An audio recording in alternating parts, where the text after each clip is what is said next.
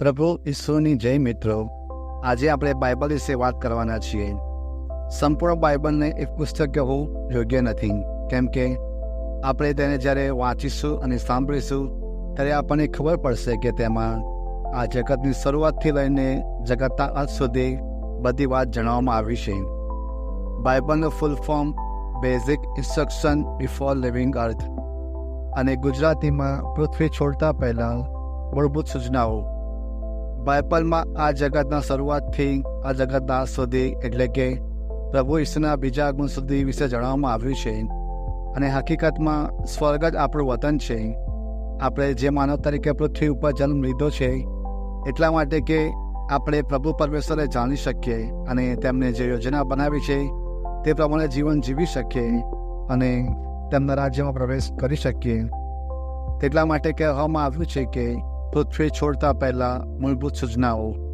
જો મિત્રો તમે આ ચેનલમાં પહેલી વાર આવ્યા હોય તો તમને નમ્ર વિનંતી છે કે તમે અમારી આ યુટ્યુબ ચેનલને સબસ્ક્રાઈબ કરો. બાઇબલમાં મુખ્યત્વે બે ભાગમાં વહેંચાયેલું છે. પહેલો જૂનો કરાર અને બીજો નવો કરાર. જૂનો કરાર મોટાભાગે ઈસુ ખ્રિસ્તના જન્મ પહેલાં લખાયો હતો. તે મુખ્યત્વે હિબ્રુ ભાષામાં લખાયેલો છે. જૂના કરારમાં પુસ્તકોમાં ઇઝરાયલના ઇતિહાસ, ધર્મશાસ્ત્રો અને ભવિષ્યવાણીઓને આવરી લે છે. જૂના કરારમાં આ પૃથ્વીની શરૂઆતથી લઈને પ્રભુ ઈસુના પહેલા આગમન પહેલાંની વાત જણાવવામાં આવી છે. જૂના કરારમાં નીચે જણાવ્યા પ્રમાણેના પુસ્તકો આવેલા છે.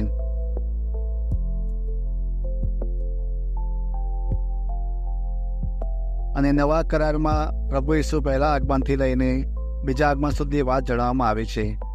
નવા કરારમાં પ્રભુ ઈસુના જીવન, મરણ અને પુનરુત્થાન વિશે વાત કરવામાં આવી છે. આ કરાર મુખ્યત્વે ગીત ભાષામાં લખાયો હતો. નવા કરારમાં નીચે જણાવ્યા પ્રમાણે પુસ્તકો આવેલા છે.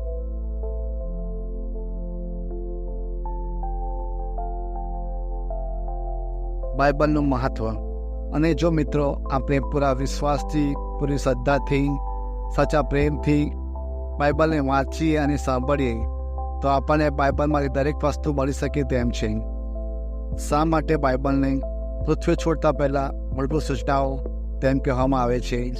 કારણ કે બાઇબલમાં જણાવ્યા પ્રમાણે પ્રભુ ઈસુ જે એકવાર મૃત્યુ પામીને સજીવન થયા હતા તે ફરીવાર એટલે બીજી વાર તેમનું આગમન થશે. અને જે લોકો તેમના પ્રમાણે જીવન જીવતા હશે, તેમના નિયમોનું પાલન કરતા હશે, તે બધાને પોતાના રાજ્યમાં લઈ જશે. તેથી બાઇબલને કહેવામાં આવ્યું છે કે પૃથ્વી છોડતા પહેલાં મૂળભૂત સૂચનાઓ, જે આપણને એક સાચા ખ્રિસ્તી કેવી રીતે બનવું, જીવન કેવી રીતે જીવવું, ઈશ્વરના રાજ્યમાં જવા માટે શું શું કરવું, તે તમામ બાબત શીખવાડે છે. જો આપણે અંધકારમાં હોઈશું તો આપણને અજવાળામાં લાવશે. જો આપણે આંધળા હોઈશું તો આપણને દેખતા કરશે. જો આપણે ભટકાઈ ગયા હોઈશું તો આપણને રસ્તો બતાવશે. જો આપણે સાંભળી શકતા નહીં હોઈએ તો આપણે સાંભળતા કરશે. જો આપણે તરસા હોઈશું તો આપણને આપણે તરસ છુપાવશે. જો આપણે જીવનમાં પોતાની જાતને એકલા મહેસૂસ કરતા હોઈશું તો આપણને તે એક સાચો સાથ આપશે. તેથી સંપૂર્ણ બાઇબલ એમ પણ કહેવામાં આવે છે. દુનિયામાં કશું એવું નથી જે બાઇબલમાંથી ના મળે. એટલે બાઇબલ એક પ્રકાશ છે, એક હકીકત છે, એક ઝરણું છે, એક સાચો રસ્તો છે, એક મંજિલ છે. જેના જીવનમાં એકવાર બાઇબલ આવી જાય તે માણસ પછી કદી પણ દુઃખી થતો નથી, તે ભટકાતો નથી, રસ્તામાં ખોવાતો નથી. બાઇબલ વિશે કહેવામાં આવે તેટલું ઓછું છે. હું તમને બાઇબલ વાંચતા પહેલાં પ્રાર્થના જણાવું છું, જે તમે જ્યારે પણ બાઇબલ વાંચો ત્યારે તમને પ્રભુ પરમેશ્વર તરફથી કૃપા ઉતરે અને તમે બાઇબલના દરેક વચનને સમજી અને જાણી શકો. બાઇબલ વાંચતા પહેલાં પ્રાર્થના. હે સ્વર્ગીય પિતા, પ્રભુ ઈસુ, મા મરિયમ અને પવિત્ર આત્મા, હું હવે તમારું પવિત્ર વચન વાંચવા જઈ રહ્યો છું. કૃપા કરીને મારી આંખો ખોલો, જેથી હું તમારા શાસ્ત્રમાંથી અજ્ઞાત અને અદ્ભુત વસ્તુ જોઈ શકું. પવિત્ર આત્મા, મને જ્ઞાન અને સમજણ આપો, જેથી હું વાંચા દરેક શબ્દને યોગ્ય રીતે સમજી શકું. મારા દિલને તમારા વચન માટે તૈયાર કરો અને મને તમારા માર્ગો પર ચાલવાની શક્તિ અને દ્રઢતા આપો. જે હું શીખું તે મારા જીવનમાં મનમાં મૂકી શકું અને તેનાથી તમારું મહિમા થશે. તમે મારા માર્ગદર્શક રહો. તમારા શબ્દો મારાથી બોલવા દો અને તમારા પ્રેમને મારી અંદર જીવન કરો. હે સ્વર્ગીય પિતા, પ્રભુ ઈસુ, મરિયમ અને પવિત્ર આત્મા અમૂલ્ય નામમાં અમે પ્રાર્થના કરીએ છીએ. આમીન.